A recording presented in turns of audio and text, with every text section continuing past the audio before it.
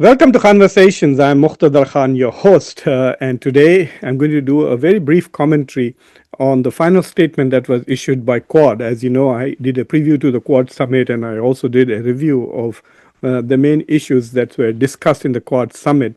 But I did that before the final statement was issued by the four ministers that represent the four countries in the Quad, that is the United States, India, Australia, and Japan. These are four democracies which basically cover the entire spectrum of Indo-Pacific region, starting with India all the way to Australia and Japan. So basically, we have this whole bookends of democracies which cover Indo-Pacific. So from an Indian point of view, I think this was another failure of India's diplomacy. And so let me share with you why I think so. As you have already seen the statement that Dr. Jaishankar gave, which was highly applauded in India and repeated ad nauseum in Indian media, where he says that India now has a zero tolerance policy towards terrorism. If India has every right to protect its own citizens, and basically saying that Operation Sindoor is the new normal, and so we will take whatever action we deem necessary to protect our citizens. And then the clincher is here, and we expect our partners, and he's obviously referring to the Quad partners, to understand and appreciate us. So this is important. So the whole goal of Indian diplomacy at Quad was to apprise the Quad members of India's new terrorism or counterterrorism doctrine of zero tolerance for terrorism, and they want the Quad to appreciate. And did the Quad do that? Did the Quad appreciate India's zero tolerance policy? The answer is stunning no. So what I'm going to do is I'm just going to walk you through the final statement that all the four countries issued, including India. India signed on to this statement. Otherwise, you wouldn't have had a final statement. India ensured that SCO could not have a final statement because it was critical of Israel. So to protect Israel, India broke away from all its partners in the Shanghai Cooperation Organization, as you know. So India was more aligned with someone who was not a member of SCO. So all the criticism that Indians are making towards Quad, saying how can you be a member of this organization and not support each member, all of that criticism that India is making towards Quad members applies to India in the SCO. And how can you be a member with Iran in the SCO and not respect Iran and then align with a country that is invading Iran in violation of international law? Anyway, so here is the final statement that was issued and signed by, I'm going to just highlight 3 or 4 points which I think are interesting. So this is the first paragraph of the statement. We, the Secretary of State of the United States and Foreign Minister of Australia, India, and Japan, met in Washington, D.C., blah, blah, blah. As 4 leading maritime nations in the Indo-Pacific, we are united. But look at the highlighted part. We are committed to a region where all countries are free from coercion. Where all countries are free from coercion, not just members of the Quad, and the region would be Indo-Pacific, and strongly oppose any unilateral actions that seek to change the status quo by force or coercion.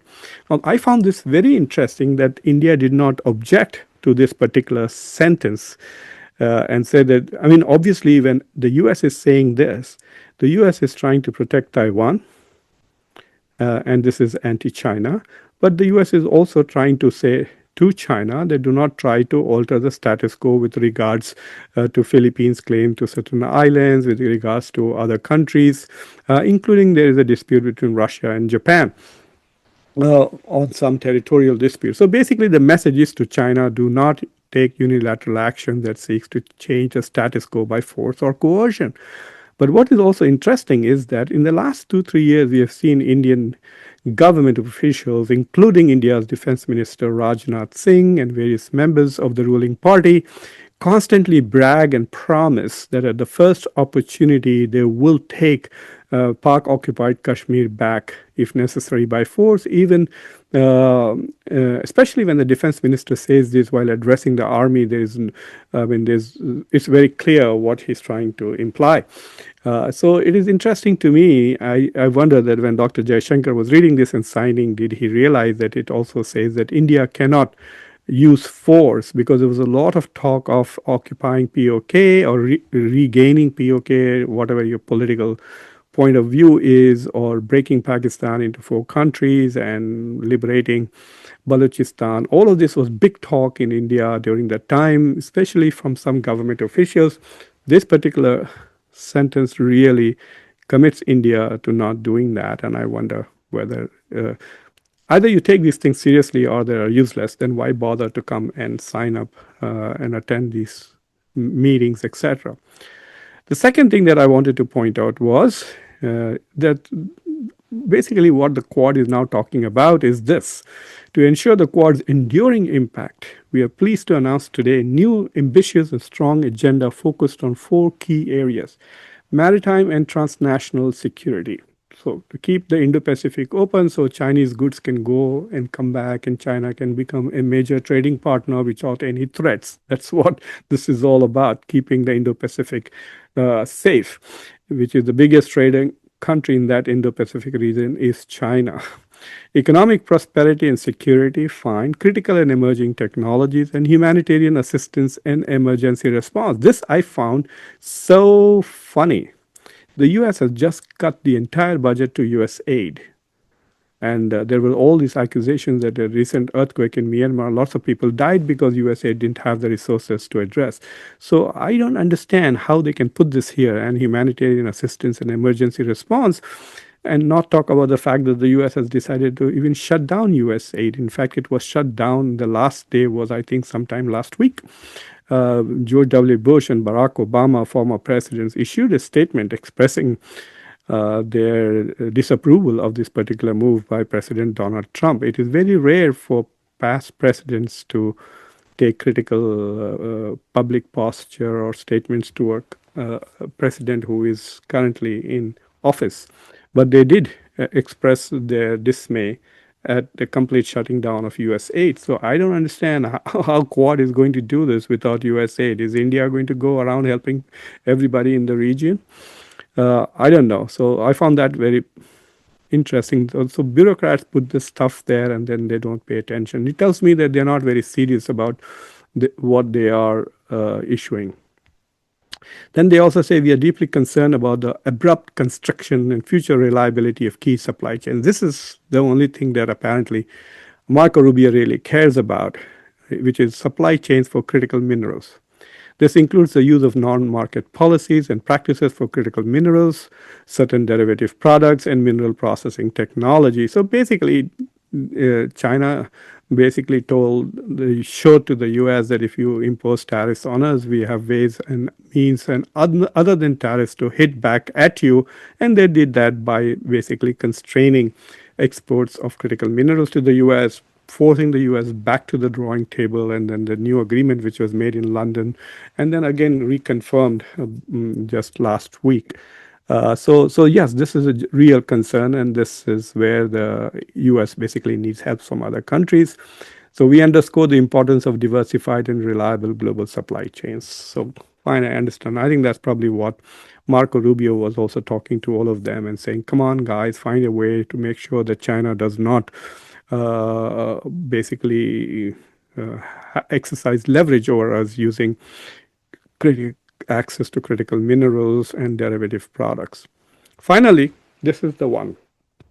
And let me tell you, some of you might be tempted to say that only I am showing this.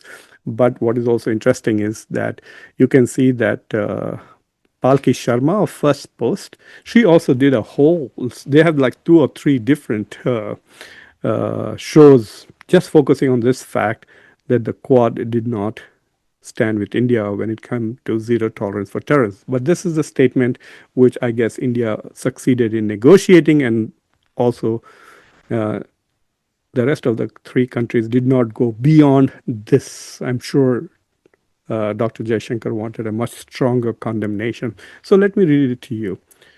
The Quad unequivocally, my God, I can never say this word. The Quad unequivocally condemns all acts of terrorism and violent extremism in all its forms and manifestations, including cross-border terrorism, and renews our commitment to counterterrorism cooperation. We condemn in the strongest terms the terrorist attack in Pahalgam, Jammu and Kashmir on April 22nd, 2025, which claimed the lives of 25 Indian nationals and one Nepalese citizen while injuring several others. We express our deepest condolences to the families of the victims and extend our heartfelt wishes for a swift and full recovery to all those injured. We call for the perpetrators, organizers, and financiers of this reprehensible act to be brought to justice without any delay and urge all UN member states, in accordance with their obligations under international law and relevant, etc., to cooperate actively with all relevant authorities. What is missing here? The missing is the condemnation of Pakistan and connecting it to the Pahalgam attacks, which is what India's entire diplomatic agenda was all about after Operation Sindoor. And they sent all these delegates. You must have seen the fancy statements they were making. Barrister Owaisi's statements in the Middle East, and also Shashi Tharoor's comments in Latin America and here constantly about Pakistan, etc. And also the many, many comments that Dr. Jaishankar has made before and after this. He failed to get his Quad partners, Japan, Australia, and the United States, to condemn Pakistan by name again. Anybody will issue a statement condemning terrorism. Who will not? ISIS will condemn terrorist attacks because they don't think that they are doing what they are doing is terrorism. So I think once again the Indian they need to rethink that either the demands that they are making are just for domestic consumption and to make people so thrilled that they go and vote for BJP in the Bihar election. I think that is what this is all about. Because if you consistently keep failing, why do you keep pursuing that same strategy? Really, that is the definition of insanity, to do the same thing again and again and again and expect a different outcome. So I think that it is time to call a spade and say that Indian diplomats and Indian diplomacy is not working. Either they need to change the people or they need to change their strategy. And so anyway, that's the point that I wanted to make in this brief commentary. Please subscribe to Conversations, like this video, press the bell icon, and don't forget to share this video with your socio-political network. Until next time, I'm your host, Muqtadar Khan. Take care. Bye.